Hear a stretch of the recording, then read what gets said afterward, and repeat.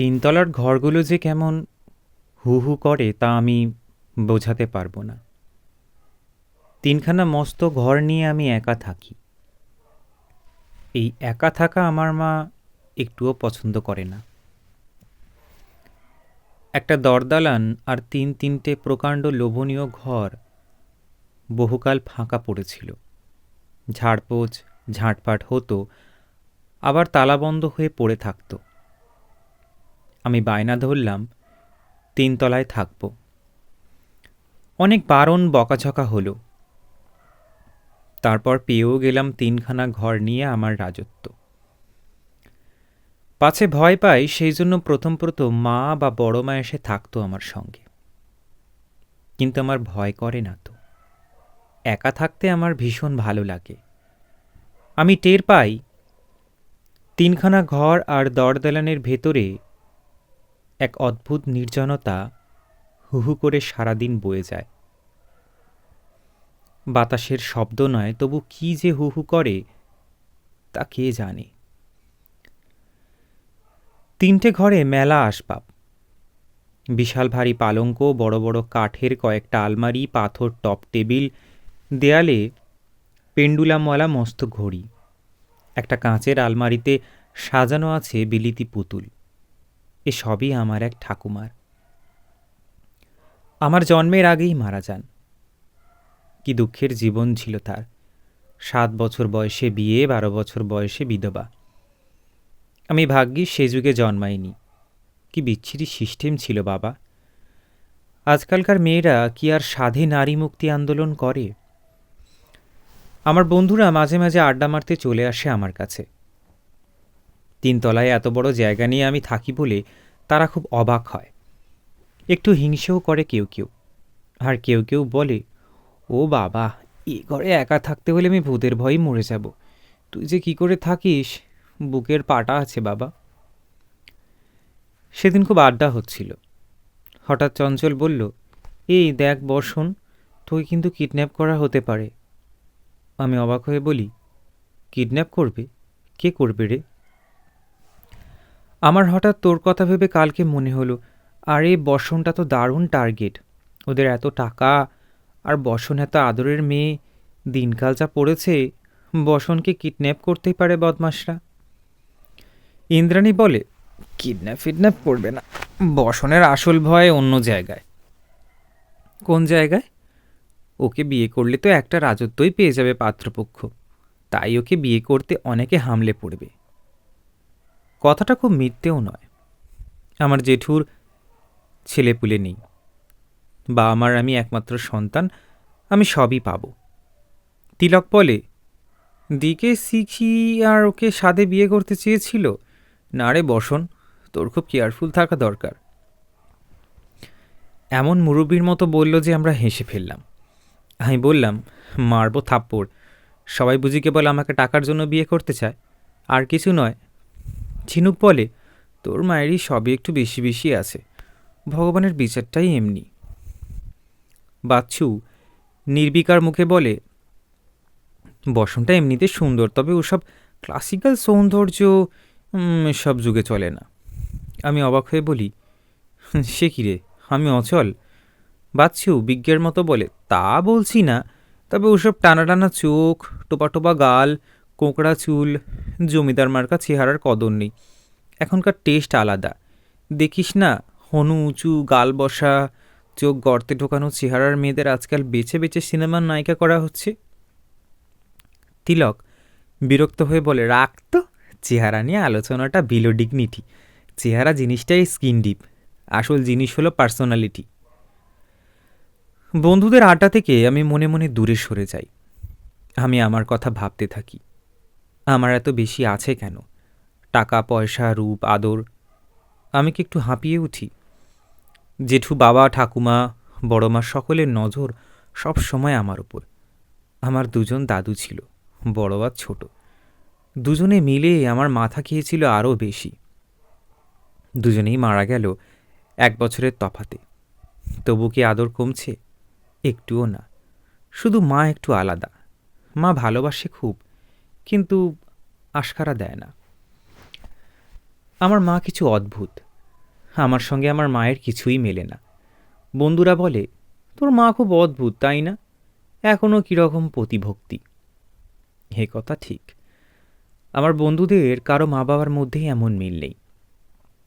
বাবাকে মা এত বেশি ভক্তি করে, এত বেশি শ্রদ্ধা করে, আপনি আগে করে, যে আমি কখনো পারবো না। অথচ এই সেকেলে মহিলায় গোটা পরিবারটাকে কি নিপুণ দক্ষতায় চালায়। শুনেছি আমাদের দুটো দোকানের পেছনে মায়েরই চেষ্টা আর পরিশ্রম ছিল। আজ আমাদের যে ফলাও অবস্থা, তাও মায়ের দূরদৃষ্টির ফল। এ সংসার মায়ের কথায় উঠে বসে। এক ভেঙে পড়া অবস্থা থেকে মা ধীরে ধীরে এই সংসারটাকে টেনে তুলেছে। আমার মা যে আমার বাবাকে আপনি আগে করে, সেটা আমার কানে অস্বাভাবিক ঠেকত না, কারণ ছেলেবেলা থেকে শুনে আসছি। কিন্তু বন্ধুদের কাছে অস্বাভাবিক ঠেকে। তারা জিজ্ঞেস করে, মাসিমা কেন মেসোমশাইকে আপনি করে বলে রে? আমার লজ্জা করে তখন। মাকে জিজ্ঞেস করি, কেন বাবাকে আপনি বলো মা? মা জবাব দেয়, বয়সে বড় ছিলেন, ব্যক্তিত্ববান ছিলেন, মুখে আপনিটাই চলে আসে, তাতে কোনো ক্ষতি হয়নি। কিন্তু সকলেরই কি স্বামীকে আপনি বলা উচিত? তা কেন, যার যেটা ভালো লাগে বলবে। তবে আমি ওকে চিরকাল শ্রদ্ধা করেছি বলেই কত জোর পেয়েছি, নইলে সব ভেসে যেত। এ কথাটা আমি বুঝতে পারি না। মাকে আর জিজ্ঞাসা করি না কিছু। এ বাড়ির ভেতরে এখনও একটা পুরনো বনেদি হাওয়া বন্ধ হয়ে আছে। বাইরের পৃথিবী কত দ্রুত পাল্টে যাচ্ছে। তিনতলার ঘরে আজ সকালে আমার ঘুম যখন ভাঙল, তখন পূবের জানালা দিয়ে শীতের রোদ ঘর ভাসিয়ে দিচ্ছে। অনেক বেলা হয়ে গেছে, কিন্তু এখনও আমার মাথায় ভরে আছে কাল রাতের জ্যোৎস্না নির্জনতা। মুখটুক ধুয়ে নিচে নামতে যাচ্ছি, বড়মা উঠে এলো ওপরে। বাতের হাঁটু নিয়ে সিঁড়ি ভাঙতে বড়মার কষ্ট হয়, হাঁপাচ্ছে। বললাম, কেন বড়মা, কষ্ট করে ওপরে ওঠো, সিঁড়ির মুখ থেকে ডাকলে তো শুনতে পাই। মুখ পুড়ি, কাল রাতে চাটুর্যে বাড়ির বউটাকে চেঁচি চেঁচি কী বলছিলি? হেসে ফেলি। বেশ করেছি বলেছি। ওরা বউটাকে এত কষ্ট তাই কেন? অন্য বাড়ির ব্যাপার নিয়ে তোর মাথা ঘামানোর কি দরকার? শেষে একটা ঝগড়া বাঁধাবি নাকি? চেঁচিয়ে বলছিলি, পাড়া শুদ্ধ শুনেছে। চিমা, ওরকম বলতে নেই। আমার খুব ইচ্ছে হয় বন্ধুবান্ধব জুটিয়ে এনে ওদের বাড়িতে একদিন হামলা করি। সে তুমি পারো মা, তোমার অসাধ্য কিছু নেই। শুনলাম কাল নাকি লরিও ঠেলেছিস। না ঠেললে যে সারা রাত পথে পড়ে থাকতে হতো। বড় মা চোখ বড় করে বলে, আর বাকি কি রইল? মেয়েরা লরি ঠেলে এই প্রথম শুনলাম। এ কি তোমাদের আমূল বড় মা? এ যুগের মেয়েরা সব পারে।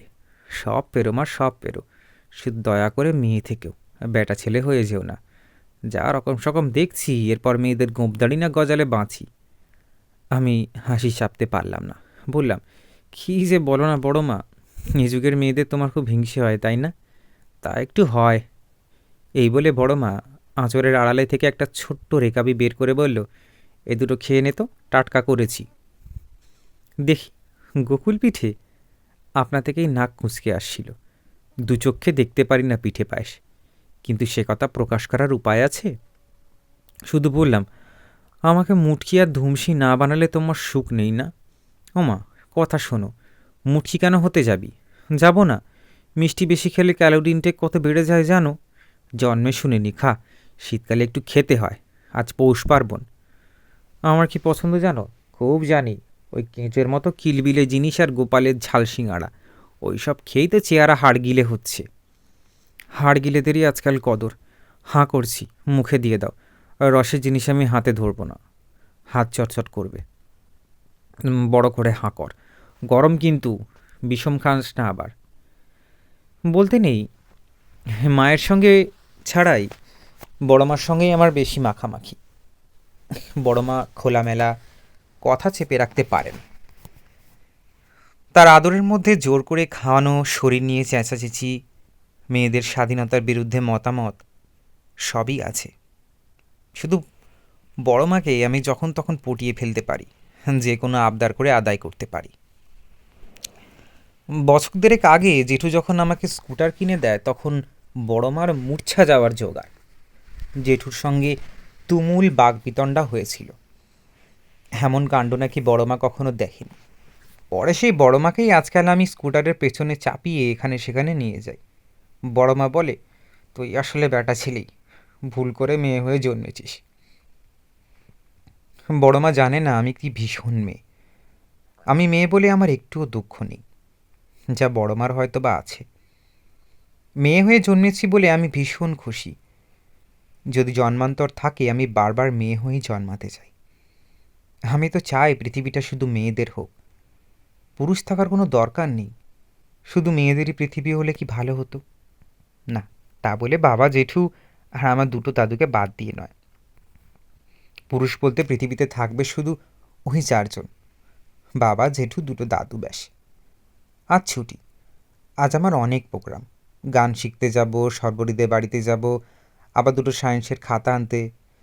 সুমিতা আমার একটা কার্ডিগান বুনছে, সেটার ডিজাইনটা একটু বদলাতে বলে আসতে হবে। নিচে নামতেই মা ডাকলো, বসন, জলখাবার খেয়ে একবার আমার ঘরে এসো। গলাটা কি একটু গম্ভীর শোনালো? আমার মা একটু গম্ভীর। মায়ের ঘরটা এঁদো, অন্ধকার, বিচ্ছিরি। তার মধ্যে আবার বাক্স প্যাটরা, সিন্দুক, কত কি।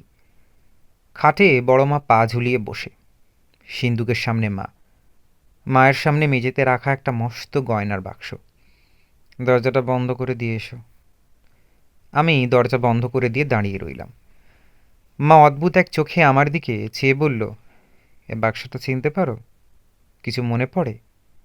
আমি মাথা নেড়ে বললাম, না তো, কি মনে পড়বে? এই বাক্সটা একদিন তোমার ছিল। আমি অনিচ্ছে মুখটা ফিরিয়ে নিয়ে বললাম, কই, জানি না তো। হয়তো এ জন্মে নয়। আমি বিস্ময়ে মায়ের মুখের দিকে চাইলাম। আমার মা বাস্তব জগতের মানুষ, কখনো উল্টাপাল্টা কথা বলতে শুনি না, কিন্তু এ কথাটার কি মানে হয়? তবে কি আর জন্মে? বড় মা বিরক্ত হয়ে মাকে বলল, তোর অত ভেঙে বলার দরকারটা কি? বড্ড বোকা তুই। মা বাক্সর ডালাটা খুলে বলল, দেখো, দেখে নাও। দেখলাম বাক্সটা ভর্তি মোটা মোটা ভারী ভারী সব পুরনো গয়না। দেখলে গা বমি বমি করে। কি বিচ্ছিরি সব জিনিস। বললাম, দেখার কি আছে, ও তো পুরনো সব গয়না, 100 ভরির ওপর, এক রত্তিও এদিক ওদিক হয়নি। আচ্ছা মা, সকালেই আজ গয়না নিয়ে পড়লে কেন? আমার নিজেরও তো অনেক আছে, পড়ি কি? গয়না টয়না আমার একদম ভাল লাগে না। আমার একটা দায়িত্ব ছিল, তাই দেখালাম। ওসব গয়না কার, তোমার বিয়ের? না, এসবই তোমার। আমার চাই না, রেখে দাও। মায়ের মুখটা এই অন্ধকার ঘরেও হঠাৎ উজ্জ্বল দেখলাম। একটা যেন বদ্ধ উদ্বিগ্ন শ্বাসও ছাড়ল মা। বড় মা বলল, তোর নাটকেপনা একটু বন্ধ করবি লতা? মাঝে মাঝে তোর মাথায় কি পাগলামি ছাপে? ও একরত্তি মেয়ে, আজকালকার ওরা কি ওসব গয়নার দাম দেয়? তুই খিতির স্যাঁকড়াকে ডেকে নতুন করে গড়তে দে কয়েকটা, বেশি করে করার দরকার নেই। স্যাঁকড়াদের ঘরের সোনা বেশি না দেখানোই ভালো। আজকের সকালে নাটকটা কিছু বুঝতে পারছি না আমি। দুজনের মুখের দিকে ঘুরে ঘুরে দেখছি, কি মানে হয় এসব কথার। মা আমার দিকে একদৃষ্টে চেয়ে আছে কেন? কি দেখছে আমার মুখে? আমি তো নতুন কেউ নই। মা বলল, তোমার অনুমতি নিয়ে আজ বাক্সটা বের করলাম। আমার অনুমতি? কেন মা? ও গয়না তো আমি জন্মেও দেখিনি, ওটা কার? মা মাথা নিচু করে বলল, এসব তোমাকে একজন দিয়ে গেছেন, এতদিন আমার কাছে গচ্ছিত ছিল মাত্র। ও দিয়ে আমি কি করব? কে দিয়ে গেছে? তোমার এক ঠাকুমা, দুঃখী মানুষ ছিলেন, এইসব গয়না ছিল তার বুকের পাঁজর। কে ঠাকুমা? তুমি তাকে দেখোনি, রসময়ী। আমি হাসলাম, ছবি দেখেছি, দারুণ সুন্দরী ছিলেন। আমি তো তারই ঘরদোর বিছানা দখল করে আছি না? তুমি নিজের অধিকারেই আছো, দখল করতে যাবে কেন? গয়নাগুলো আজই বের করলে কেন? মা আর বড় মা নিজেদের মধ্যে একটু রহস্যময় চোকাচোকি করে নিলেন। খুব মৃদু একটা ষড়যন্ত্রের আভাস পেলাম যেন। আসছি মা, আমার অনেক কাজ আছে, এসো। মাথায় হেলমেট চাপিয়ে স্কুটারে ভেসে যেতে যে কী রোম্যান্টিক মাদকতা আছে কেউ বুঝবে না। ঝাঁঝালো ঠান্ডা বাতাস নাক মুখ দিয়ে ঢুকে মগজ থেকে গয়নাগুলোকে উড়িয়ে নিয়ে গেল। মা বড় মা এদের আমি কিছুতেই বুঝতে পারি না। বড্ড সেকেলে, কেবল সোনা দানা গয়না নিয়ে পড়ে থাকবে। পৃথিবীটা যে কত সুন্দর তা উপভোগ করে কই এরা। দু জায়গায় ঘুরে আড্ডা মেরে যখন সুমিতাদের বাড়ি পৌঁছালাম তখন দুপুর। স্কুটারটা স্ট্যান্ডে দাঁড় করিয়ে ঘরে ঢুকতে ঢুকতে ডাকলাম, সুমিতা, এই সুমিতা। বাইরের ঘরে একটি শান্ত চেহারার দীর্ঘকায় পুরুষ বসে আছে সোফায়। অল্প একটু দাড়ি মুখে, মাথায় এলোমেলো চুল, উদাসীন মুখ। অনেক পাল্টে গেছে, তবু এ মুখ আমি ইহজন্মে ভুলব না। আমি থমকে গেলাম। কয়েক সেকেন্ডের জন্য থমকালো আমার হৃৎপিণ্ড। তারপরই কোন অতীত থেকে মার মার করে লুটেরা সৈনিকদের মতো ছুটে এলো অপমানের স্মৃতি। এক গাঢ় গম্ভীর স্বর বলল, সুমিতা, সুমিতা বোধ হয়ে পড়ে আছে। আমি ঘরটা পেরিয়ে সিঁড়ি বেয়ে উপরে উঠলাম, কি করছি তার টের না পেয়েই। সুমিতা উল ছড়িয়ে বিছানায় বসা, আলুথালু চেহারা। আমাকে দেখেই করুণ গলায় বলে উঠল, আজও হয়ে ওঠেনি রে, কী করবো বল। পরশু দাদা এসছে, এতদিন বাদে, শুধু হইচই হচ্ছে, কিছু করতে পারছি না। বস না, দাদা তোকে দেখলো? আমি মাথা নাড়লাম। হ্যাঁ। কথা বললি কেন? সুমিতা উলের কাঁটায় মন দিতে মাথা নিচু করে বলল, এমনি। না, এমনি নয়, ঘটনার ভেতর দিয়ে আমি একটা আবছা প্যাটার্ন দেখতে পাচ্ছি। আমার ভেতরটা শক্ত হয়ে উঠছে। আমি রেগে যাচ্ছি, কিন্তু বলতে পারছি না। সুমিতা মৃদুস্বরে বলল, এতদিন আমেরিকায় ছিল, কত কষ্ট করেছে বল। বিদেশে গিয়েও প্রথম দিকে খুব কষ্ট করতে হয়েছে। এসব শুনে আমার কোনো লাভ নেই, তাই চুপ করে বসে রইলাম। সুমিতা বলে, কাল নাকি তোদের লরি খারাপ হয়েছিল রাস্তায়? হ্যাঁ। ইস, আমি এবার তো যেতে পারলাম না, দাদা এলো তো, কি করে যাব বল, কথাই ফুরোচ্ছে না। আজকাল দাদার সঙ্গে কথা বলিস? আগে তো ভয় পেতি। তখন কি দাদা এরকম ছিল? না, আমরাই ছিলাম, বড় হয়েছি না। তোর দাদার অহংকার কমেছে? সুমিতার মুখটা কালো হয়ে গেল। একটু চুপ করে থেকে বলল, অহংকার? দাদার অহংকার করার মতো কী ছিল বল? খেতে পেতাম না আমরা, চেয়ে চিনতে চলতো। দাদা এত লাজুক ছিল যে কোনোদিনও কিছু মুখ ফুটে চাইতে পারতো না। ওর খিদে পেলে আমরা কখনো টেরও পেতাম না। না রে, দাদা অনেক কষ্ট পেয়েছে। ভালো। তুই কি দাদাকে ওরকম ভাবিস? আমি তো অমলের সম্পর্কে কিছু জানি না, কি ভাববো? তবে যে অহংকারের কথা বললি, ভালো ছাত্র ছিলেন, অহংকার থাকতেই পারে। ওরকম বলিস না রে। আমেরিকায় যা স্কলারশিপে তো তার বেশিরভাগটাই পাঠিয়ে দিত আমাদের। নিজে আধপেটা খেয়ে থাকতো, দিন রাত পড়তো। ওসব শুনে আমার কি হবে? দাদাকে কেউ কখনো খারাপ বলেনি রে। কার্ডিগানটা হলে ওটা তুই আমাকে দিয়ে আসিস। শুধু হাতটা পুরো করিস না, 3/4 করিস। সুমিতা মাথা নেড়ে বলে, ঠিক আছে, একটু দেরি হবে কিন্তু, দাদা আছে তো তাই। সুমিতা আমাকে এগিয়ে দিতে এলো নিচে।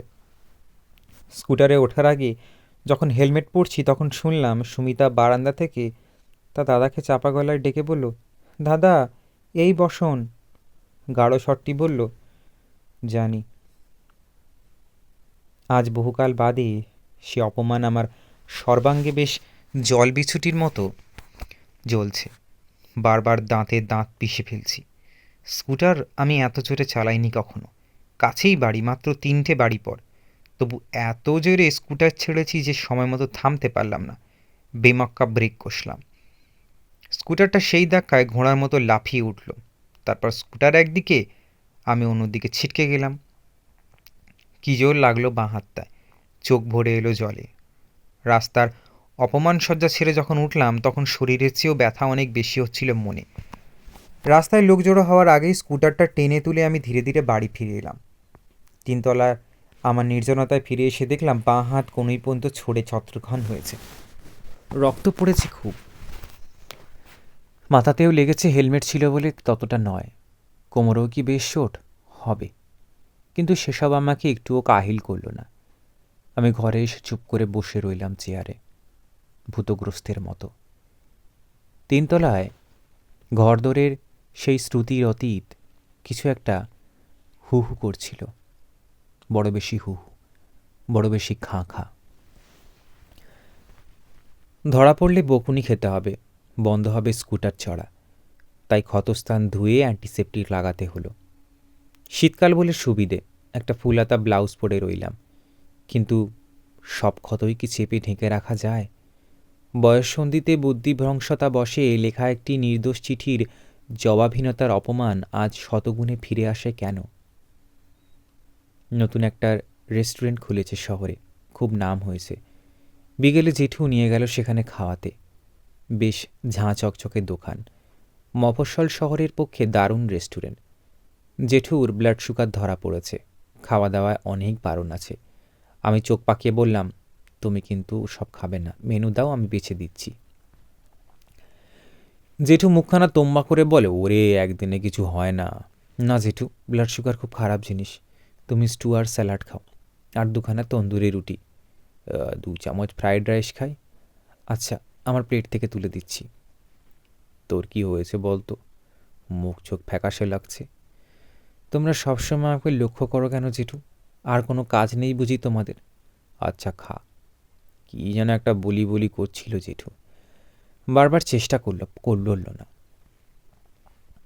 সন্ধ্যাটা বেশ কাটল। সুস্বাদু খাবারের পর জেঠু নিয়ে গেল ভিডিও গেম খেলতে। আজ কী যে হলো, একদম ভালো স্কোর করতে পারলাম না। রাতে সারা শরীর জুড়ে ব্যথার তানপুরা বাজতে লাগলো। তন্ত্রিতে তন্ত্রিতে ঝঙ্কার তুলছে ব্যথা। চোটটা কতখানি তা আমি পড়ে গিয়ে এমন টের পাইনি ভালো করে। একটু জ্বরও লাগছে, কি একটু বেশি শীত করছে না? তার চেয়েও বেশি ঘরে একটা হুহু করে বয়ে যাওয়া কিছু, কি বয়ে যায় আমার ঘরে। ঘুম আসছিল না। উঠে 3টে ঘরের আলো জ্বেলে দিলাম। তারপর এই ঘর থেকে ও ঘর ঘুরে বেড়াতে লাগলাম ভূতগ্রস্তের মতো। এইসব ঘরে একদিন ঘুরে বেড়াতো আমার সেই বাল বিধবা ঠাকুর রসময়ী। তার জীবনে কোনো রসকস ছিল না, আনন্দ ছিল না। রসময়ী রেস্টুরেন্টে খেতে পারতো না, স্কুটার চালাতো না, ভিডিও গেম খেলতে যেত না। রসময়ী শুধু গয়না হাটকাতো, শুধু দীর্ঘশ্বাস ফেলত, শুধু নিঃসঙ্গতার হাত ধরে বসে থাকত। রসময়ীর বুকের সেই শূন্যতায় কি হু হু করে বয়ে যায় এই ঘরে? তার দীর্ঘশ্বাসে কি কানে আসে আমার? আলমারির গায়ে মস্ত আয়না। আমি মুখোমুখি টুল পেতে বসলাম। দাদু বলতো, বসনের মুখে রসময়ীর আদল আছে। আছে, আমি জানি। রসময়ীর কয়েকটা ফটো আছে অ্যালবামে, একটু বেশি বয়সের ফটো। তবু মুখের আদল তো বদলায় না, নিখুঁত সুন্দরী। আজ রসময়ীর জন্য আমার একটু কষ্ট হচ্ছিল। আমার জন্য নাকি গয়না রেখে গেছেন তিনি। বড় অবাক কথা, আমি যে জন্মামো তা রসময়ী জানতেন কি করে? সকালে বিছানা ছেড়ে উঠতেই পারছিলাম না, হাত তোটাচ্ছে, কোমর ব্যথায় অবশ, মাথা ধরেছে, শরীরে বাজছে জ্বরের বাঁশি। তার চেয়েও বড় কথা, এই শীতের রোদ ঝলমল সকালেও আমার চারদিকে সেই হুহু, সেই খাঁ। শরীর খারাপ টের পেলে সমস্ত বাড়িটা এসে হামলে পড়বে আমার ওপর। ডাক্তার আসবে, ওষুধ আসবে, বড় মা ঠাকুমা এসে থানা গাড়বে ঘরে।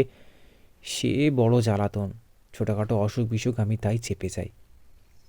কলেজে যাওয়ার জন্য ধীরে ধীরে তৈরি হয়ে নিচ্ছিলাম। বড়মা ঘরে এলো। কলেজে যাচ্ছিস নাকি? হ্যাঁ বড়মা। বেশ। বড়মা কিছু একটা বলতে চায় আমাকে। সাপের হাঁচি বেঁধেই চেনে।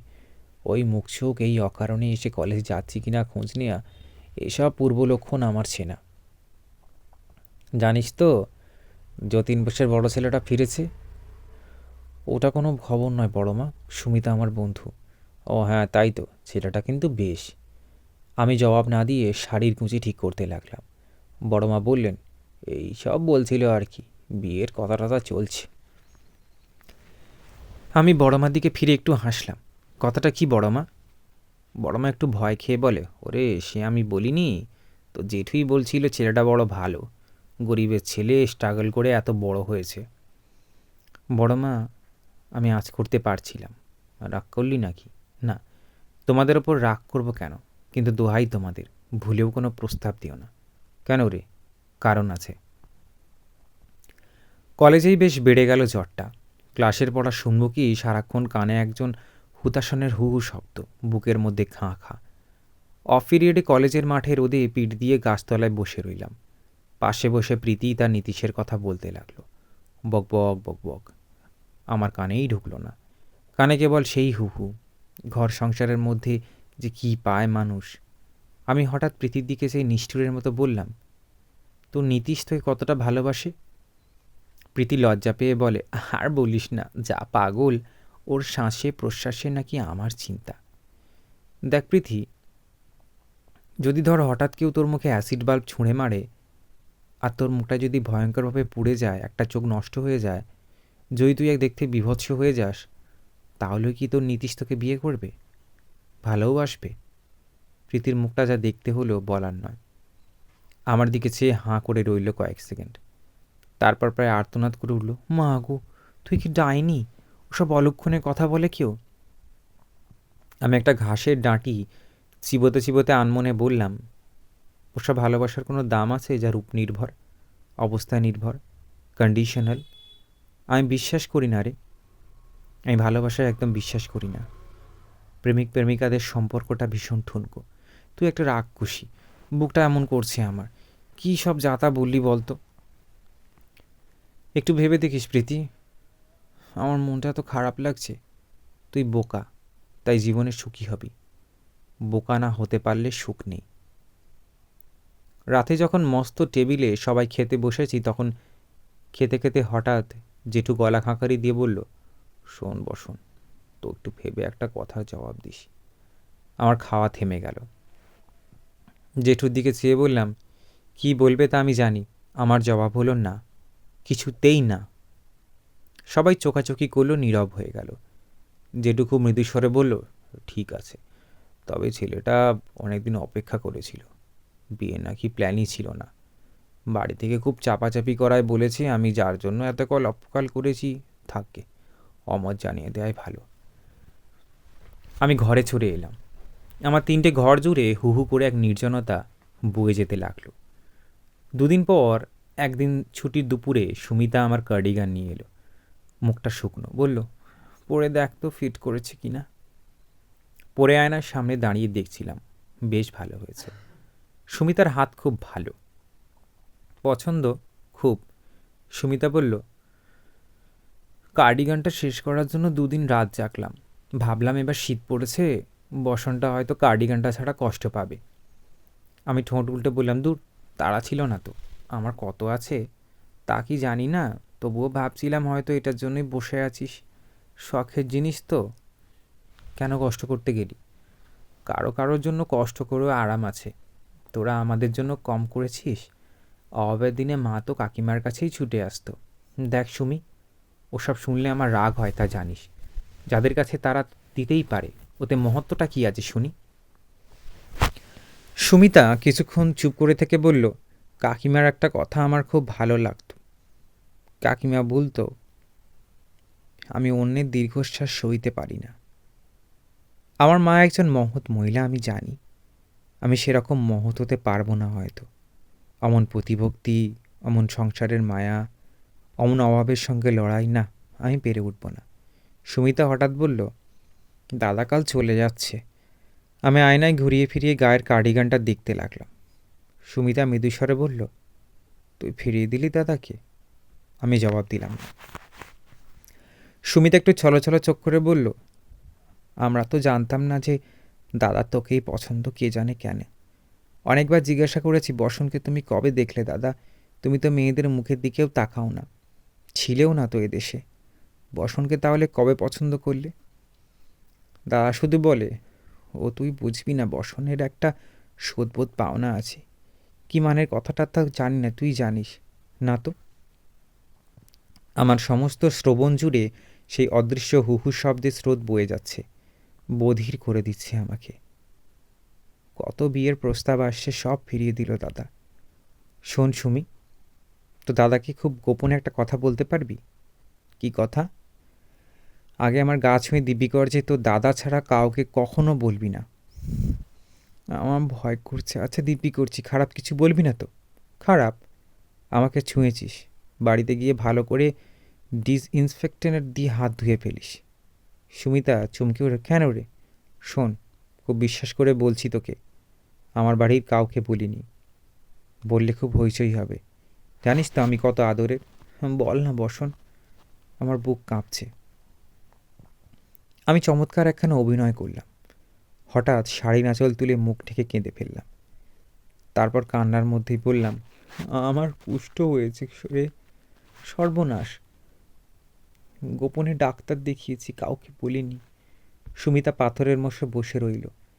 খানিকক্ষণ কেঁদে আমি আমার ট্র্যাজিক মুখখানা উন্মোচন করে ধরা গলায় বললাম, তোর দাদাকে বলিস। সুমিতা ভীত মুখে চেয়েছিল আমার দিকে, তারপর বলল, কেন হলো রে?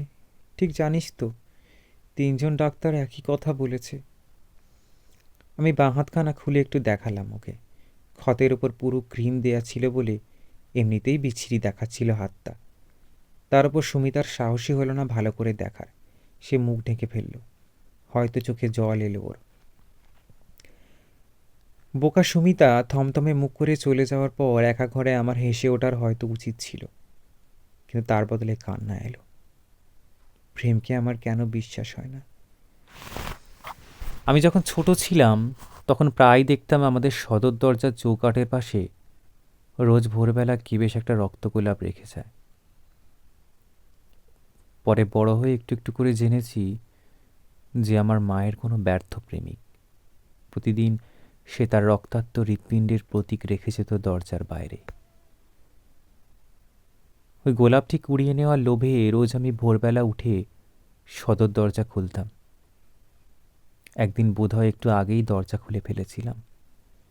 সেদিন লোকটাকে দেখতে পেয়ে যাই। লম্বা সুন্দর চেহারার একজন মানুষ, হাতে গোলাপ। আমাকে দেখে যেন প্রথমটায় ভয় পেল, তারপর লজ্জায় একটু হাসল। গোলাপটা আমার হাতে দিয়ে কিছু না বলেই চলে গেল। কি যে ভালো লেগেছিল আমার সেদিন। অনেক দিন হয় আর কেউ গোলাপ রেখে যায় না আমাদের দরজায়। প্রেম কি ফুরিয়ে যায়, ক্লান্ত হয়, শেষ হয়, প্রেম ভয় পায়। সন্ধেবেলা আমাদের বাড়িটা বড় নিঝুম। আমাদের 3 তলার ঘর যেন আরও শব্দহীন আজ। শুধু নীরবে বয়ে যাচ্ছে এক বিরহের স্রোত। হু হু হু হু হু। সিঁড়িতে একটা পায়ের শব্দ উঠে আসছিল, চেনা শব্দ নয়।